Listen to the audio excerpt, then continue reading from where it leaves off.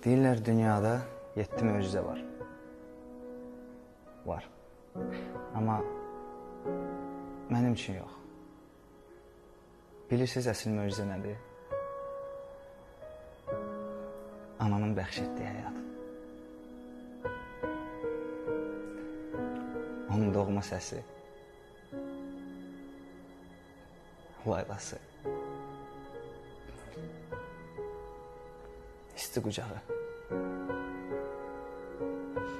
Onun əlləri. Qayğısı. Onun üzü.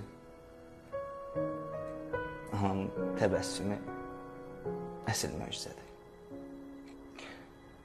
Üzün daim gülsün anam. Bayramın mübarək.